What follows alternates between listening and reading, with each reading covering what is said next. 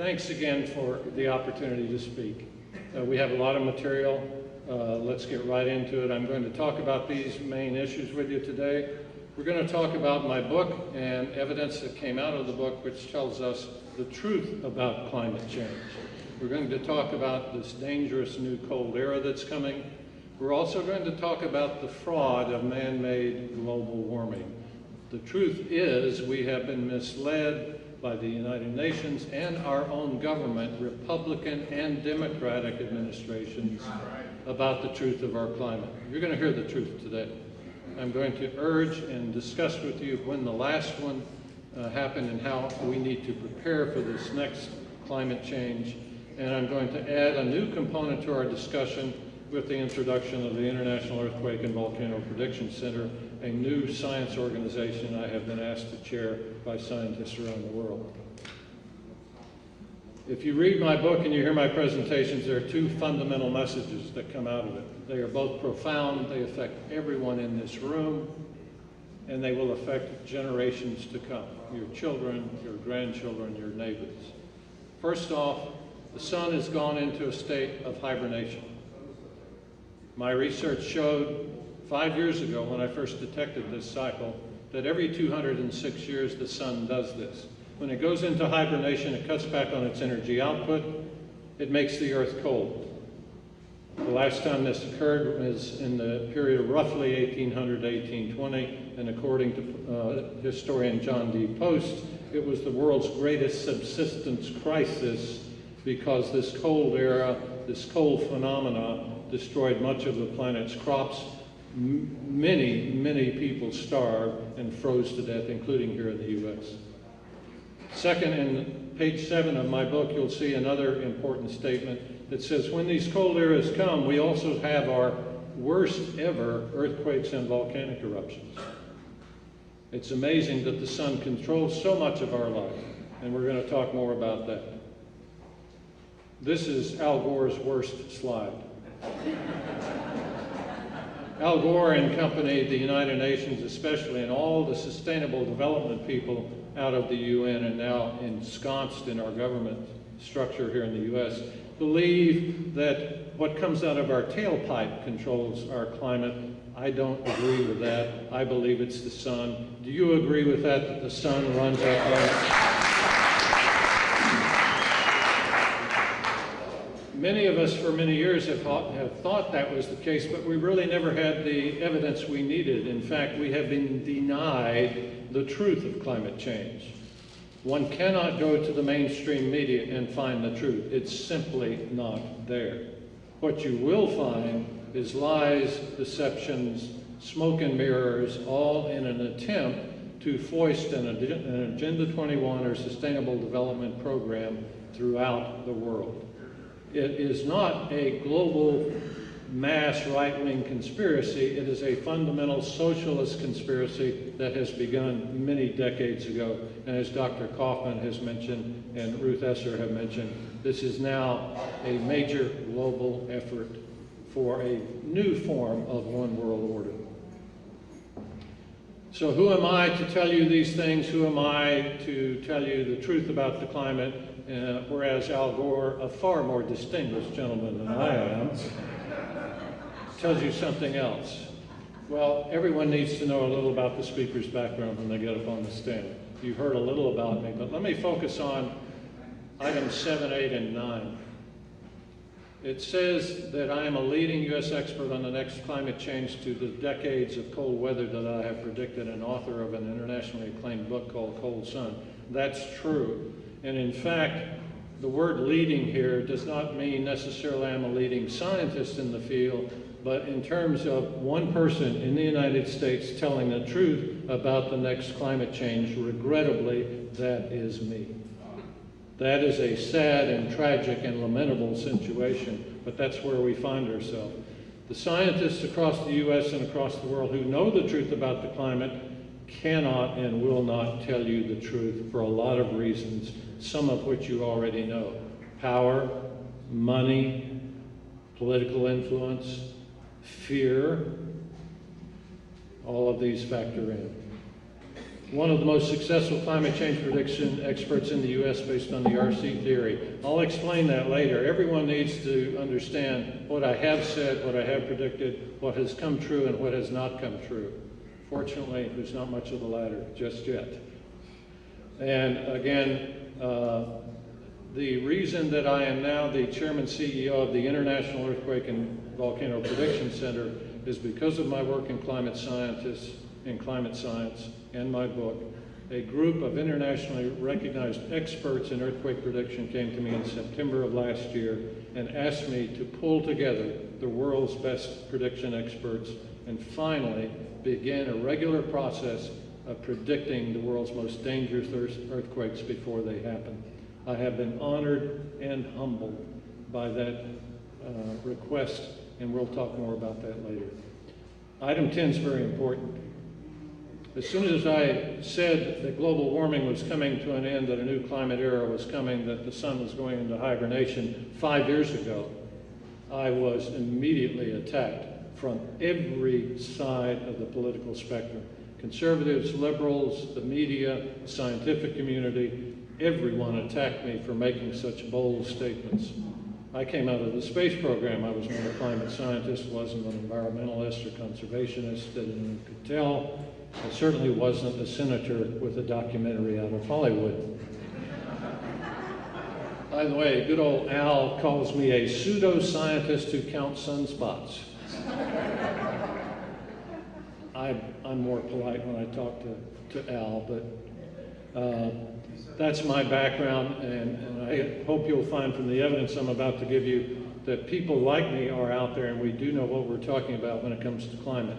The book that I wrote is displayed here. It's called Cold Sun. Please go to Amazon.com. Anywhere online you can get the book for half the price. I could sell it to you if I had any today. I apologize, didn't have time to bring any in. But here are some of the comments that came out of that book. These are from other eminent scientists around the world. I have been extremely gratified by the reception this book has received. These comments come from great geologists and other thinkers of our day. That's an incredible statement. It comes from Dr. Tsunoda, Professor Emeritus of Geology from a major university in Japan. You can read the rest of them there. I want to thank my wife for this final comment.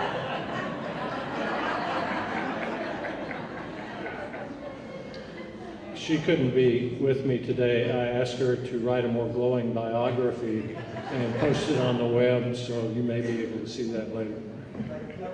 Thank you. Man-made global warming, I think everyone here deserves to know where I stand on it. I'll let you read that for a moment. Do you agree with me? Man-made global warming is the greatest scientific fraud in the history of science.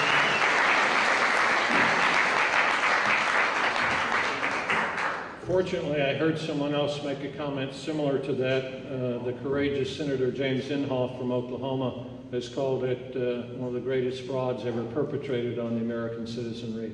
There are a few of us who are standing up and making these statements. I hope after today there's another 150 making that same statement. This is easily proven, by the way. There's really not a lot of effort to prove fraud. You have to go back to the people who started this, and you'll find out they said they were going to defraud us. They actually were bold enough to say that. And if you listen to Dr. Kaufman's presentation and you listen to some of the other authors he quotes about the liberal, extreme liberal progressive mind, they think that they know everything and we know nothing. That's why they're so bold to tell us up front they're going to defraud us and they're going to get away with it. So why is this greenhouse gas theory a fraud? I could spend many hours talking about this.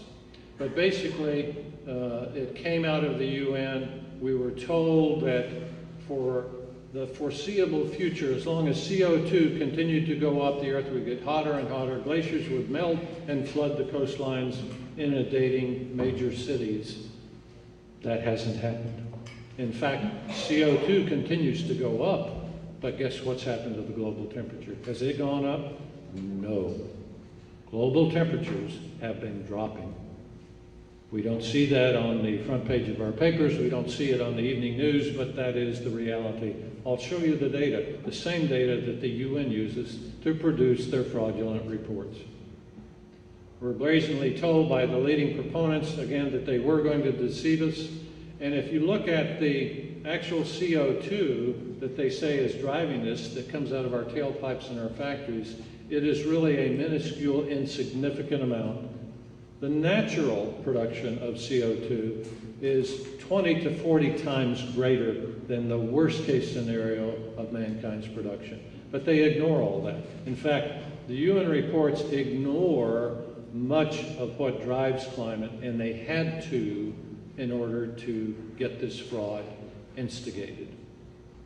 One thing that scientists do, as a rule, that is fundamental to the scientific method. Once we have a theory, we go out and we explore that theory. We do all the testing and the data and the analysis, and then we come back and look at the theory and say, does the data match up with the theory? With the UN, it never matches up. If you go to the last UN report on climate from the Intergovernmental Panel on Climate Change, you'll see several scenarios made from 20 different global climate models that predict, based on how much CO2 is produced by mankind, not nature, but mankind, which temperature growth chart will apply. If you go back and look at all of them, none of them worked. Now this is fundamentally important. If you're a scientist or just a layperson, if the theory never works, we should discard it.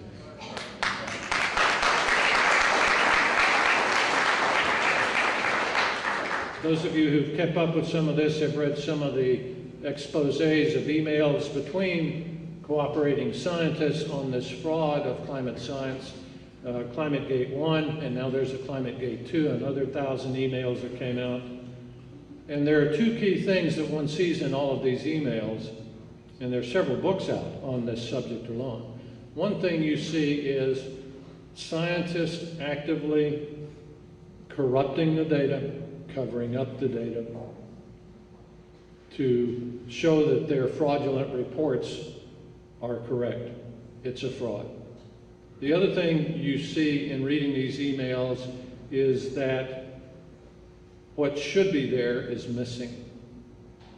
We don't see emails between these UN scientists that say, we should be doing everything we can to make sure our science is correct and our data has ultimate integrity before the people.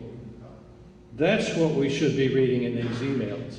Instead, we're reading just the opposite. It's a cover-up. It's a deception. That's what we read.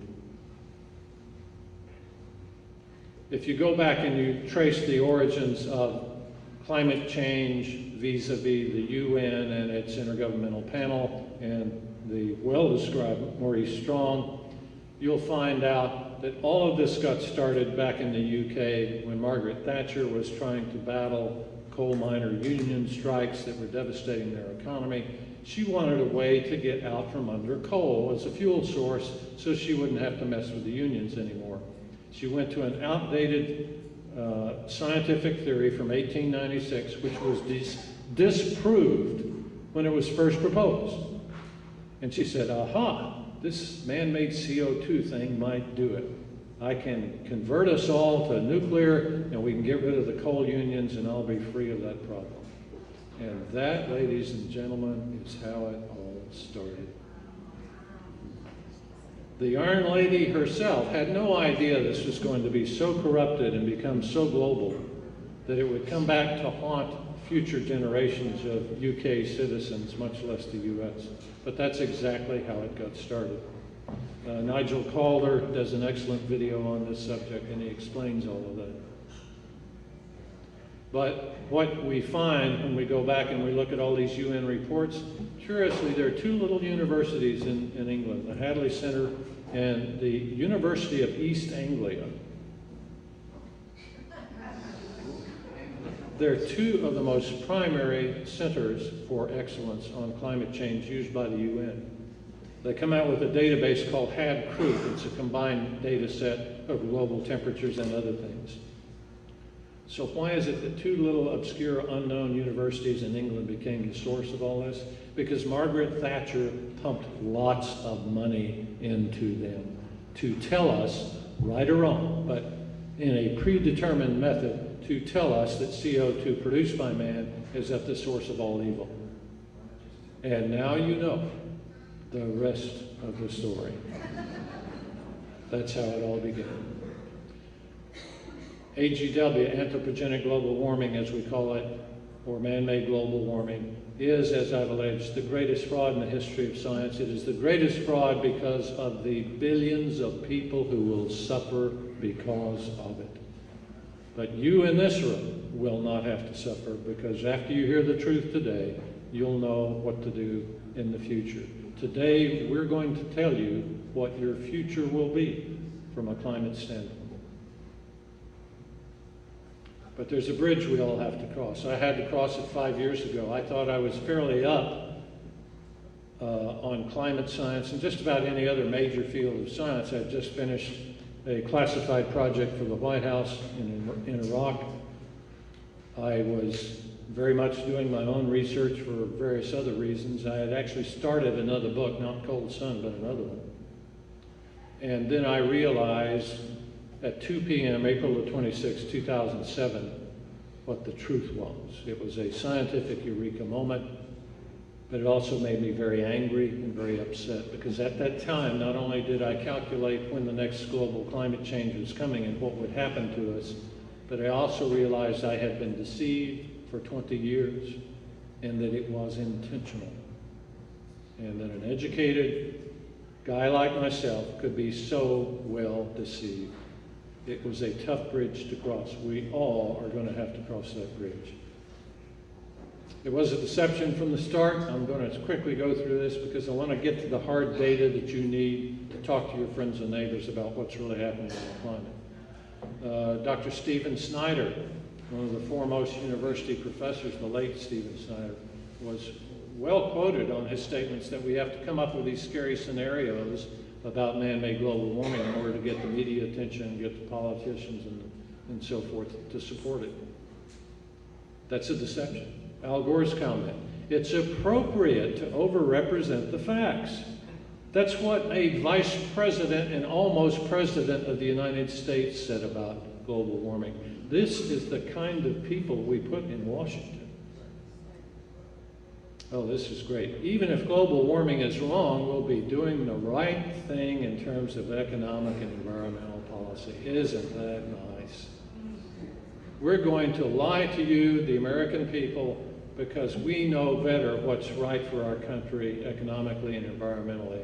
This gets back to the Gaia philosophy. We want the earth and Mother Earth and the rocks and the streams to be of more priority than integrity among our people.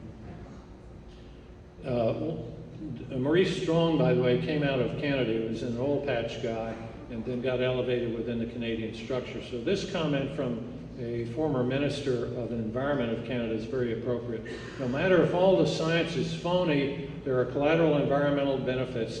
Climate change provides the greatest chance to bring about justice and equality in the world. Dr. Kaufman spoke on this justice and equality issue at length. But here is probably the most telling and concise statement about what's happening. We're going to give you phony science. We're going to lie to you. We're not going to tell you the truth about what's happening with the climate, because we have this hidden agenda that we define in the progressive liberal community about what is justice and what is equality. And we're going to force it on you regardless what you want or what you believe. We could go on and on, but let me give you this comment from Maurice Strong. The most rotten apple in the barrel.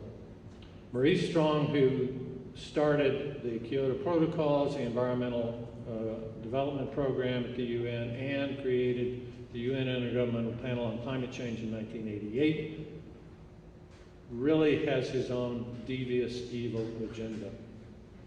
Dr. Kaufman talked about the word evil many times. There's no other way to describe what Maurice Strong is thinking in his head when he starts all these environmental efforts in this climate change program out of the UN. He wants to reduce our industries to nothing. He wants them to collapse. Those are his words.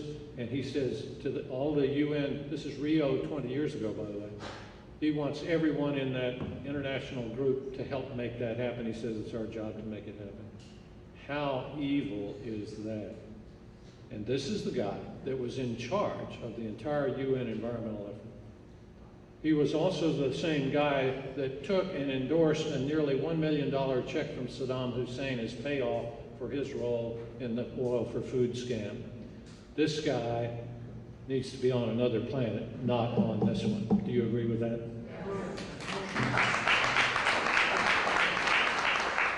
He was fired after the Volcker Commission. He was fired from the UN with congratulations by Kofi Annan for a job well done.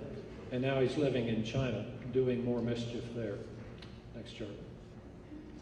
We've been through this many times before. Every time there's a cold or warm period, the media and the scientists get their heads together and they say, oh, well, we're going to fry, we're going to freeze. And then 20 years later, we're going to fry again, and then we're going to freeze again. This has been no news. What is different about this modern era, in item 6, the global warming of the last 20 years or so, has been because it followed the very productive and successful modern environmental movement creation. It created among all of us an awareness about our environment, which made us ripe for the fraud that was to follow. We became fertile ground for this new concept that man-made CO2 was ruining the climate. Now, I don't know how much time y'all have, but here I was coming out of NASA, consulting, White House consulting, being a space shuttle engineer, running high-tech companies, and I was totally too busy to go study the climate, to really know who was telling the truth and who wasn't. Once I did, again, I crossed that bridge because I realized I had been deceived.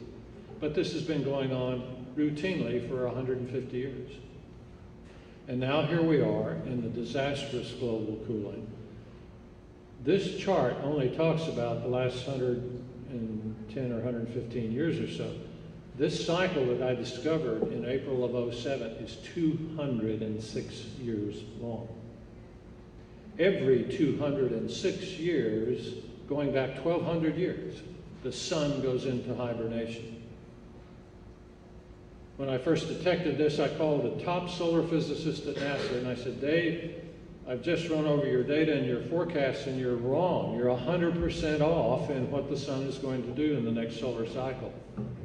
Now, Dave is, I'll just mention his first name. Dave's a good guy. He's really a good person. But Dave's got his blinders on. He only looks at near-term sunspot trends. And he's written an excellent paper on the 100-year cycle, which I also independently discovered, but he missed completely the 206-year cycle. If you're standing at a railroad crossroads and your car is stalled out, and there's a train conductor there, and he's saying, oh, well, you don't have to worry, the 20-minute train just passed. So you got another 20 minutes, we'll push the car off the tracks. But he has forgotten that the 25-minute train is coming around the bend. And that's what we've got here. The bigger train, the one that's loaded with tons of ore going to the steel plant and at high speed is about to come around the bend, and you don't have 20 more minutes. You've got less than 5. You got to get that car off the track. That's where we are. The cycle has changed over. Global warming, fully accounted for in the 206-year cycle, has ended, and now the global cooling has begun. I announced this April and May of 07. I said within 3 years global warming will end, the sun will go into hibernation, the Earth's atmosphere and oceans will start to cool, and a new climate era will begin. We'll talk more about that. So let's look at the data. Here's the last 30 years. Now there's important data to see off any chart, but let me point to this period right here. This is where the green line peaks. You can forget the red line. It basically starts where the chart starts down here. and it ends where it ends. It doesn't tell you what's happening in the future. The green line is the fifth order binomial. It's a math term, but basically it tells you what's the underlying trend. The underlying trend shows that right in here, global warming peaked, and we've been in a steep decline since. Let's go to the next chart. Here's a closer view, the last 20 years. Here's the very high temperature of 1998, the warmest year this century, possibly tied with 1934, but most likely the hottest year. And here's when it stopped, leveled out, and started to drop. Let's look at the last 10 years. Next chart. Here you are, ladies and gentlemen. Follow the green line, and now you can follow the red line if you wish, because now everything is down. And look at this steep drop. It's dropping even more rapidly. I made my prediction right here in a very warm year, 2007, the same year that Al Gore was told he was going to win the Nobel Peace Prize for creating awareness. I think he created something else, but I can't use that in public discussion. But if you extend this back to 1998, ladies and gentlemen, 14 years of declining global temperature. How many times have we seen on evening news and read in the paper, the Earth's getting warmer and warmer and warmer? Certainly, it's countless. Over the last 14 years, when we've been told the Earth is getting warmer, it has not. It has gotten colder. That's the truth. Take that home. Tell your friends and neighbors. Ladies and gentlemen, there is no global warming anymore. Do you believe me? Yes. Thank you.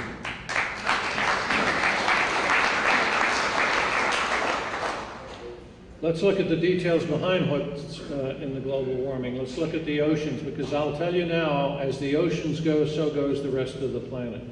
The oceans are a vast, unfathomable, no pun intended, heat sink. It absorbs energy, it releases energy.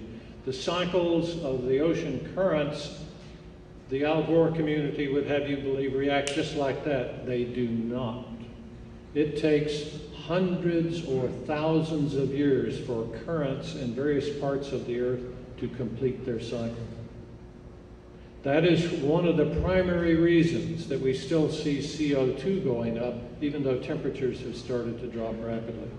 Because the vast majority of CO2 on this planet is in the oceans. It has little or nothing to do with the last 100 years of man-made CO2 production, which is still a minuscule part of the total, because all that CO2 that's in the oceans was created 800 or 1,000 years ago. What we're seeing is a natural growth cycle in CO2. Anyone that studies the cycles of CO2 and glacial ice ages, where we've gone back and pulled ice cores and measured the CO2, can tell you all that. This chart gives you a big picture for the decline in ocean temperatures. It's very similar to the 30-year chart you saw before for the atmosphere. Let me show you, however, what happened. Right in this area here, 2005 to 2007, temperatures peaked. They dropped dramatically historically in 2008, which very few people read about in the newspapers or saw on TV. Peaked again in 2010, but look at this. If you extend that line down through the center of these other lines, we're down to here right now. We're dropping rapidly. Pardon the chartsmanship. The next chart, I'll update it, and we'll be down here. Dropping rapidly. Next chart. When it comes to the ocean temperatures in the northern hemisphere, we follow two primary cycles. They have their own cycles, 40, 60, 80, 100 years long. In this case, I'm talking about the PDO cycle, Pacific Decadal Cycle. It's a 50, 60-year cycle, but I'm showing 100 years of it to give you a bigger picture here. Here you can see how the cycle drops, peaks, and drops again. We are currently in the dropping phase of the PDO cycle. We will hit bottom right in here if we haven't hit it already. And look what happens when you get into a bottom cycle. How long does it stay cold? 40 years. Closing in on that last 30 years, as you can see, the Pacific Ocean, northern Pacific, has been dropping like a rock for 30 years. The other major cycle we follow in the northern hemisphere is the Atlantic Multi-Decadal Oscillation, or AMO cycle. similar to the PDO, but not in the same phase as at all times. It goes up, it goes down, it goes up, it goes down. Next time you hear a presentation from Sid, this cycle will ring true to you, because where we were told that fishing stocks were depleted by overfishing, and in some cases that's true, on a global basis, not true at all. If you look at what's happened in the salmon area, for example, we were told we'd have to stop salmon fishing. We did. It ruined a lot of businesses and a lot of jobs in the Northwest. But it was all because of a natural cycle. Salmon stocks, because the PDO cycle is what it is. It's getting colder. When the oceans are colder, we have more fish. It's that simple. It's that simple. Okay. We've had a lot more fish in the Atlantic, but guess what's going to happen here? We're at peak. Just like here, it's going to drop like a rock fairly soon. We're at peak. See these peak lines here? Look at the similar pattern we see here. We're at peak. Now the AMO cycle may still stay warm for a few more years, but then it's going to drop way down here. It's going to be the coldest in 200 years. And when it's cold, the PDO cycle will be at bottom. The Pacific and the Atlantic will be the coldest in 200 years, and it will last for 40 years. How many in here were told that for 2 years the Earth underwent a dramatic reduction in sea levels? Maybe 10% of you. Why isn't it that everyone on this planet knows that it was front page on the New York Times and the Chicago Tribune and the Orlando Sentinel, the Miami Herald, and the Pensacola local paper? And why weren't we seeing that on ABC, NBC, and Fox News? Never saw it. Never saw it. It wasn't a major event. It was being covered up. It was being covered up because it did not fit the UN's climate model. Didn't fit, so you're not going to hear it. As Dr. Kaufman has indicated, the media isn't going to tell you the truth. I am here to tell you, after 5 years of providing all the data to the mainstream media, including Fox News, none of them are willing to tell you the truth. That is very sad. That is very tragic. I think there was a good book, not Cold Sun, a better book, that once said, "The truth shall set you free." And that's what we need more in this country than ever before. This current administration promised to restore scientific integrity to this country. It has gotten much, much worse. Do you agree with that? Yeah.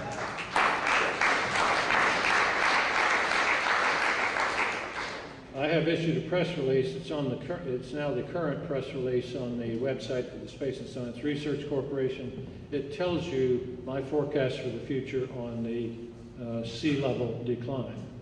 Sea level decline for 2 years. We continue to see news about warming, rising sea levels, the threat to Florida, blah, blah, blah.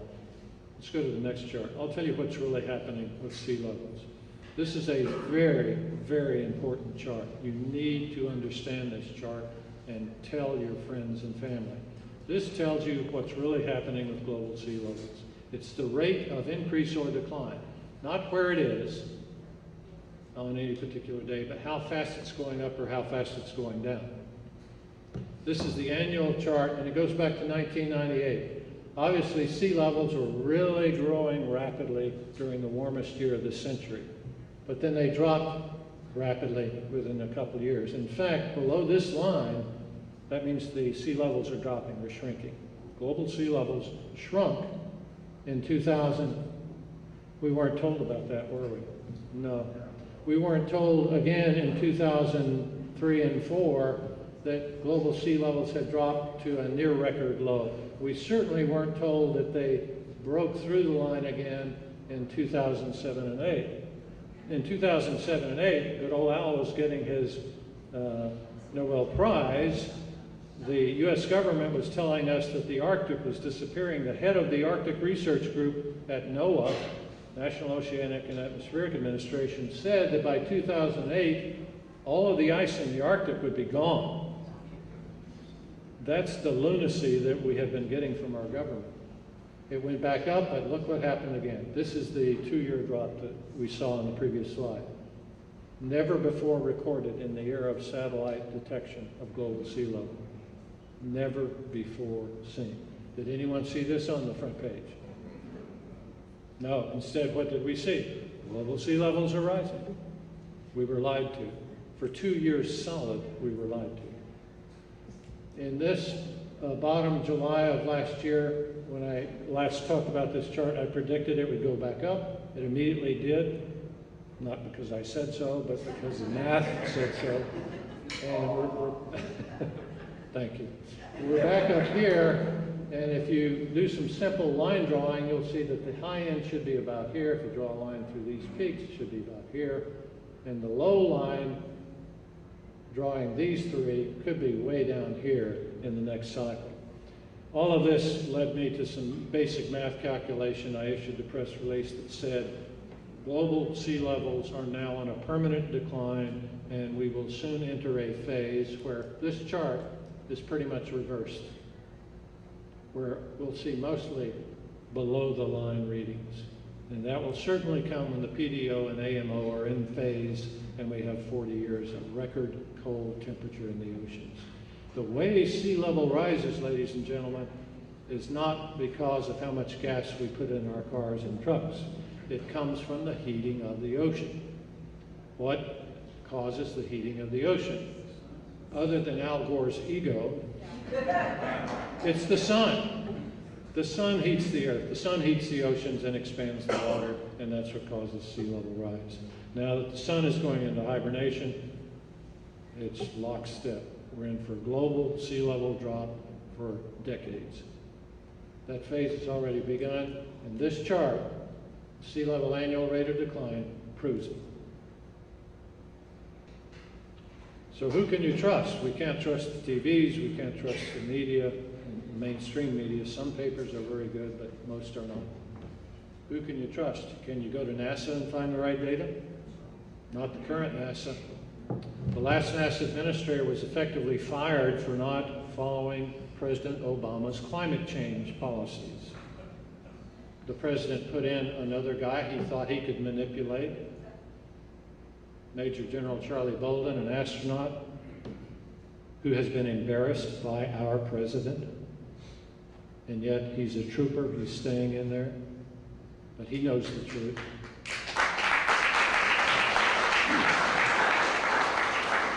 You can't go to the NOAA administrator or the president's science advisor. That's why almost 2 years ago now, after reading the reports they sent to Congress, I called for the firing of the NOAA administrator and the firing of the president's science advisor for lying to the people in the U.S. Congress. Did I do the right thing? My friend, is the ongoing tragedy we have in our country. We have universities in this state and throughout the U.S. and very good scientists who have sold out us, who have sold out the Constitution, who have sold out their job and their integrity for the almighty dollar given to them by President Obama to do only man-made global warming climate science. Have they done us a disservice? Yes. But we can change this overnight.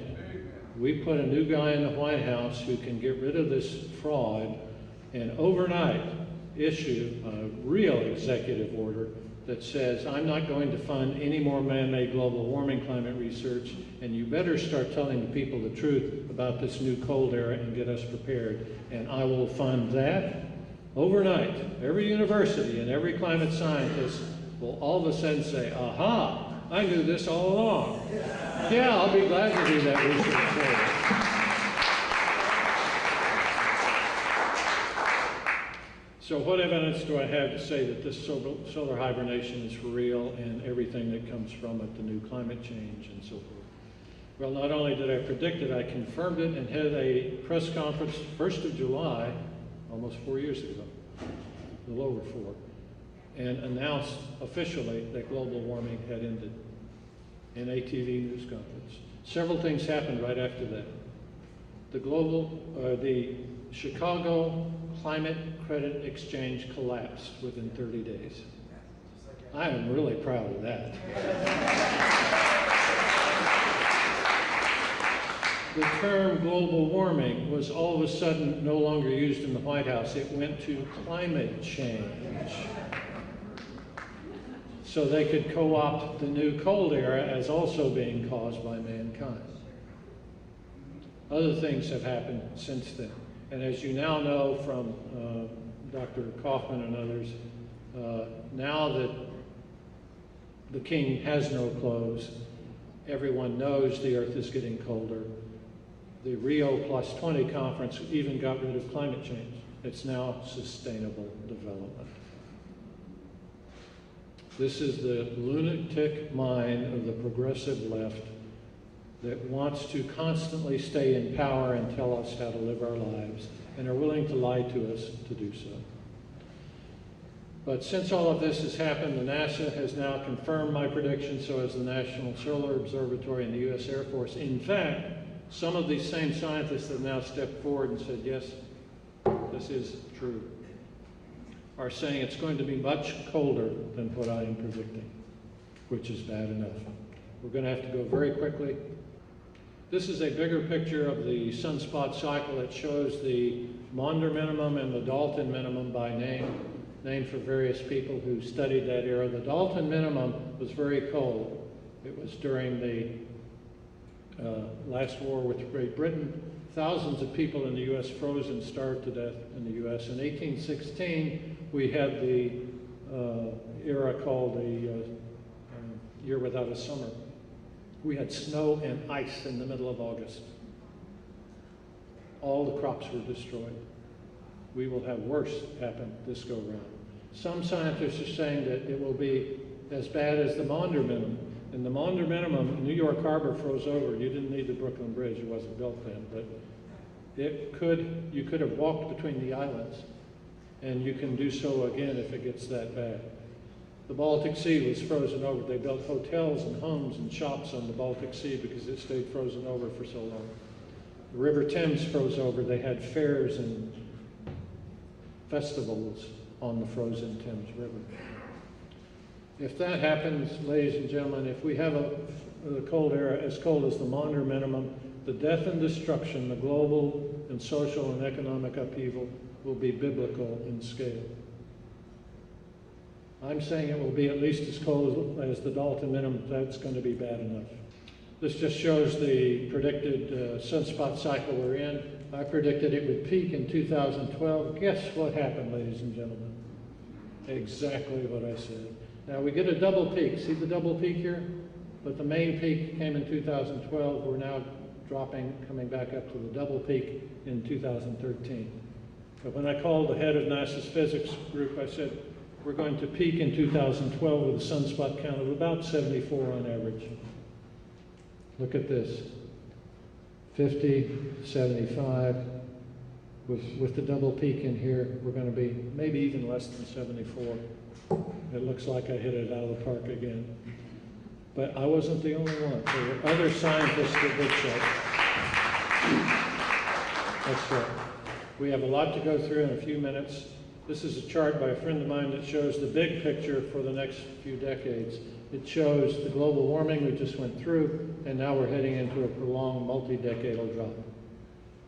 This is a mathematician's interpretation of my prediction in my RC theory. It shows the bottom temperature statistically will be 2031, according to his formula he developed from my theory. My theory, math, showed the year 2031. Dr. Abdus Samatov, the Russian scientist whose chart you last saw, said the 2030s. Dr. Theodore Landscheid, one of the foremost late researchers in this field, predicted decades ago that it would be 2031. We're all on the same sheet of music. We're going to have the worst cold in 200 years. We're going to have a lot of crop damage. Ladies and gentlemen, there's not a lot of good news about this new cold era. The good news is that you're hearing it perhaps for the first time in this room today. And you can tell your children and your grandchildren to be prepared. What do you do when you go to the store in 2 years and there's no bread? Because a freak cold front came through and wiped out the Montana wheat harvest. That's the kind of thing we need to be prepared for. Unlike the smooth chart that you saw, we're going to get freak cold events that come through, especially after these major volcanic eruptions block out the sunlight. It's going to be that kind of scenario. We have to be prepared for dramatic, historic, major geophysical events in the future. This guy didn't prepare. He went into one of the worst winters to take over Russia in 1812 and came back not with 600,000 men that he started with, but 40,000. Many died on the battlefield in combat, but most froze to death. I mentioned the volcanoes and earthquakes. Next chart. This is the big one here in the U.S. The last time we had a solar hibernation, the worst earthquakes in U.S. history occurred, the New Madrid Fault.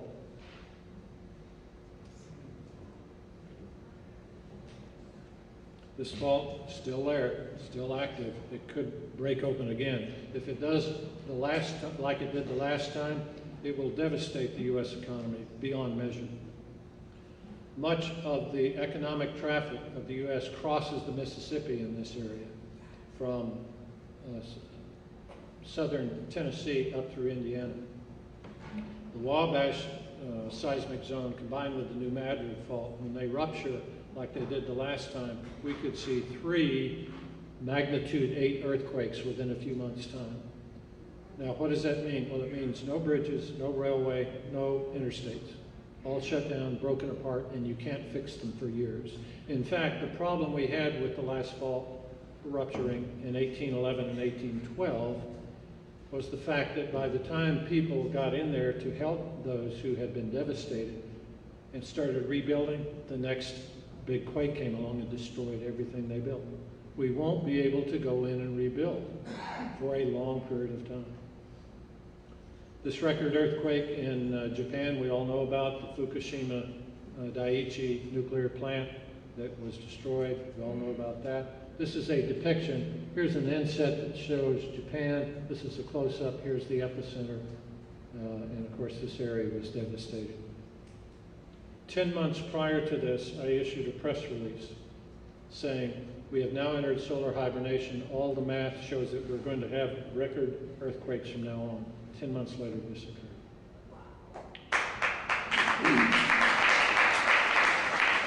Same thing with volcanic eruptions. Mount Tambora, the largest recorded ever volcanic eruption, occurred during the solar hibernation of last event.